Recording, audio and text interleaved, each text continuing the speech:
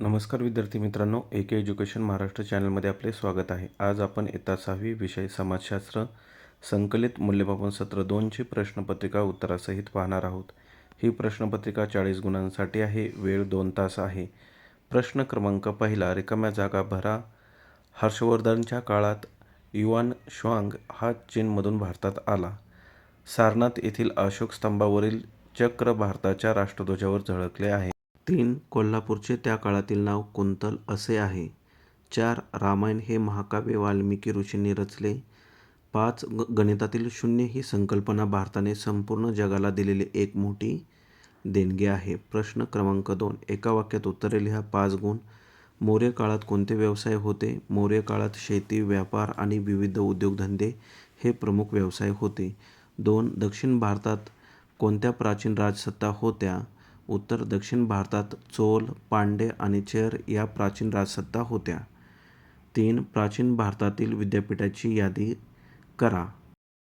उत्तर: प्राचीन भारतातील विद्यापीठाची यादी तक्षशिला, नालंदा आणि वल्लभी अशी आहे.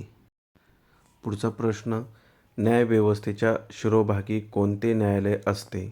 उत्तर: न्यायव्यवस्थेच्या शिरोभागी सर्वोच्च न्यायालय असते. 5वा प्रश्न, शहरामध्ये कोणत्या समस्या आढळतात? शहरामध्ये वाहतूक कोंडी, झोपडपट्ट्या आणि प्रदूषण, बेकारी यांसारख्या समस्या आढळतात. यानंतर पुढील प्रश्न पहा. प्रश्न क्रमांक 3, योग्य जोड्या लावा. 4 गुण. अ गट, ब गट दिलेला आहे. उत्तरं लिहिण्यासाठी तिथे जागा दिलेली आहे, तिथे उत्तरे लिहा. जोड्यांची उत्तरे लिहून दिलेली आहेत, व्यवस्थित वाचन करा. यानंतर प्रश्न क्रमांक 3 ब, खालील प्रश्नांची थोडक्यात उत्तरे लिहा. 6 गुण. 1. भगवद्गीतेत कोणता संदेश दिला आहे? उत्तर: भगवद्गीतेत फळाची अपेक्षा न करता आपले कर्तव्य म्हणजेच कर्म करत राहण्याचा मुख्य संदेश दिला आहे. यानंतर पुढील प्रश्न पहा. महानगरपालिकेच्या विविध समित्यांची नावे लिहा. उत्तर: विभागीय समिती, मध्यवर्ती समिती, परवाना समिती, नेमणूक समिती, महानगरपालिका वित्त समिती. प्रश्न क्रमांक 4, त्यामधील अ माहिती लिहा. कोणतेही 2. 4 गुण. 1. सम्राट अशोक. उत्तर: सम्राट अशोक मौर्य वंशातील एक महान शासक होते. त्यांनी देशभरात आणि प्रदेशात बौद्ध धर्माचा प्रसार केला. 2. भारताची राजमुद्रा. भारताची राजमुद्रा सारनाथ येथील अशोक स्तंभावरून घेण्यात आली आहे. मुद्रेमध्ये फक्त 3 सिंह दिसतात. प्रश्न क्रमांक 5, त्यामधील अ पुढील प्रश्नांची उत्तरे लिहा. 4 गुण. 1. वनांमधून कोणकोणती उत्पादने मिळतात? उत्तर: वनांमधून मध, डिंक, सरपण, औषधी वनस्पती, राळ इत्यादी उत्पादने मिळतात. 2. ऊर्जा साधनांची नावे लिहा. उत्तर: कोळसा, खनिज तेल, सौर ऊर्जा, पवन ऊर्जा, बायोगॅस इत्यादी. 3. प्राथमिक व्यवसाय कशास म्हणतात? निसर्गावर अवलंबून असलेले व्यवसाय म्हणजेच प्राथमिक व्यवसाय होय. 4. नैसर्गिक संसाधने म्हणजे काय? निसर्गाकडून मिळणाऱ्या आणि मानवाला उपयुक्त असलेल्या वस्तू. प्रश्न क्रमांक 5 ब, योग्य जोड्या लावा. अ गट, पवन ऊर्जा. ड. वारा. बायोगॅस. क. जैविक टाकाऊ पदार्थ. प्राणीविष्ठा.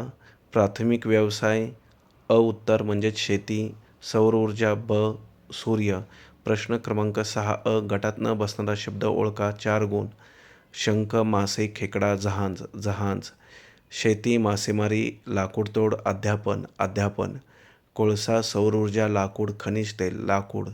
नैसर्गिक वायू, मीठ, लोह, मॅंगनीज. नैसर्गिक वायू उत्तर असणार आहे. प्रश्न क्रमांक 6, त्यामधील ब, कारणे लिहा. 4 गुण. ऊर्जा साधनांचा काळजीपूर्वक वापर करावा. उत्तर: ऊर्जा साधने मर्यादित असून ती पुन्हा निर्माण होण्यासाठी हजारो वर्षे लागतात, म्हणून ऊर्जा साधनांचा काळजीपूर्वक वापर करावा. 2. व्यवसायाचे प्रकार व्यक्तीचे उत्पन्न ठरवतो, कारण व्यवसायाच्या प्रकारानुसार मिळणारे वेतन किंवा मोबदला वेगवेगळा असतो, म्हणून व्यवसायाचे प्रकार व्यक्तीचे उत्पन्न ठरवतो.